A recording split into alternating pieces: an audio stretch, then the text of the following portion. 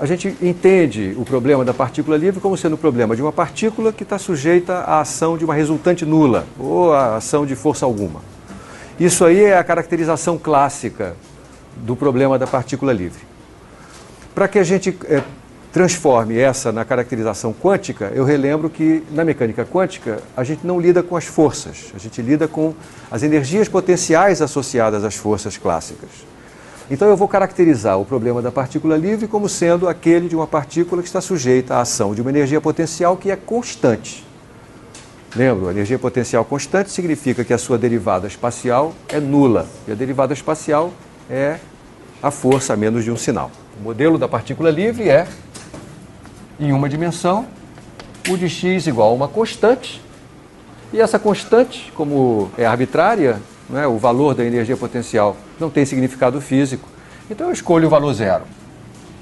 O próximo passo na resolução de qualquer problema de mecânica quântica é encontrar as soluções da equação de Schrödinger. Nesse caso, eu vou encontrar as soluções que estão associadas a energias bem definidas. Essa é uma outra forma de dizer que eu estou procurando os estados estacionários. Um estado estacionário quântico é um estado no qual a energia é bem definida. Portanto, usando aqui o princípio da incerteza, é um estado que tem duração infinita. Um estado estacionário tem função de onda completa, escrita como um produto de duas funções.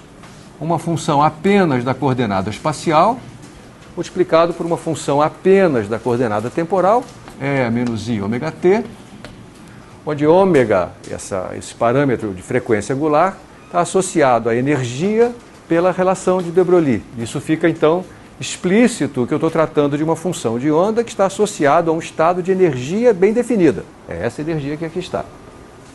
Aqui está escrita a equação de Schrödinger para estados estacionários, para a parte espacial de uma função de onda que descreve um estado estacionário, na sua forma mais geral. Neste caso, nós estamos tratando de uma situação na qual o nosso modelo é energia potencial constante igual a zero. Portanto, a equação fica mais simples, ela é assim. É essa equação que nós temos que resolver. Eu vou começar estudando as possibilidades que eu tenho para os valores de energia. E eu vou começar me perguntando se é possível encontrar soluções com energia negativa.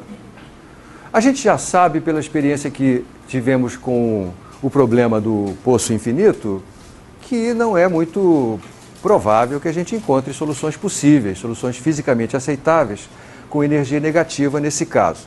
Mas vale a pena a gente considerar essa possibilidade, porque ela vai nos levar a uma nova compreensão, um novo entendimento sobre a forma que a função de onda espacial deve ter. Se a energia é negativa, então significa que esse termo, essa constante que aparece aqui na frente, multiplicando a função de onda, tem um valor positivo. Eu vou chamar esse valor positivo de alfa ao quadrado. Então, alfa ao quadrado é menos 2mE sobre h cortado ao quadrado. E, portanto, a equação que eu quero resolver é ψ duas linhas igual a alfa ao quadrado vezes ψ.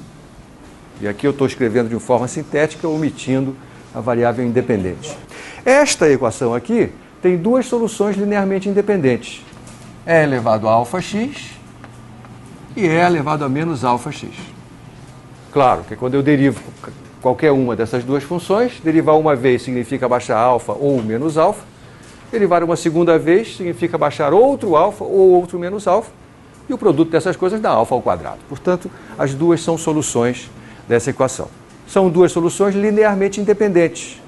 O teorema das equações diferenciais relativo a equações de segunda ordem como essa, nos diz que a solução geral é uma combinação linear arbitrária de duas soluções linearmente independentes quaisquer, por exemplo, essas duas. Então aqui está a solução geral da equação de Schrödinger. Será que qualquer solução dessas, com A e B quaisquer, é fisicamente aceitável? Lembre-se, para que uma função de onda seja fisicamente aceitável, como eu sei que o seu quadrado está associado à densidade de probabilidade, é necessário que esse quadrado tenha um valor finito. Não faz sentido ter uma densidade de probabilidade infinita. Ora, mas se você tomar a região x menor do que zero, nessa região a região do lado esquerdo do eixo coordenado x, se ele estiver apontado para a direita, né? A região x menor que zero, esta parcela, esse termo, e elevado a menos alfa x, à medida que eu faço o x ficar cada vez mais negativo, essa exponencial vai ficando cada vez maior. Eu digo, essa parcela da função de onda diverge quando o x for para menos infinito. Ora, isso não é um comportamento aceitável para uma função de onda. Por conseguinte, eu tenho que retirar essa parcela. Né? Essa parcela aqui não pode estar contida numa função de onda que seja fisicamente aceitável para x menor do que zero.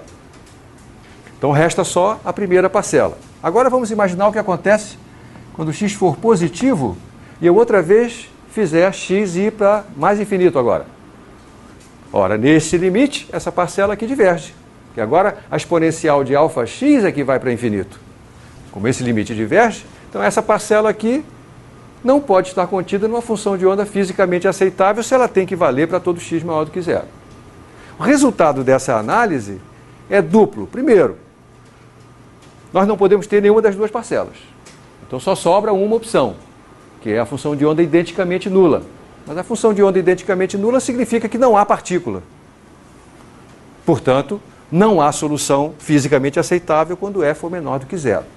Essa é a primeira conclusão. Mas tem uma segunda conclusão que talvez seja ainda mais interessante para o que vem a seguir, que é o seguinte: essa análise que eu acabo de fazer nos mostra que, além das condições de contorno às quais nós já tínhamos nos referido, o fato de que a função de onda tem que ser contínua, que a sua derivada tem que ser contínua, isso faz com que em regiões onde ela tem forma funcional diferente, eu tenho que ajustar essas coisas para garantir a continuidade.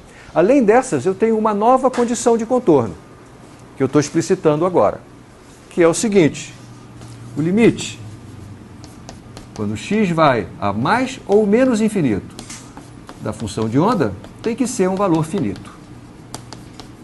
Não pode divergir.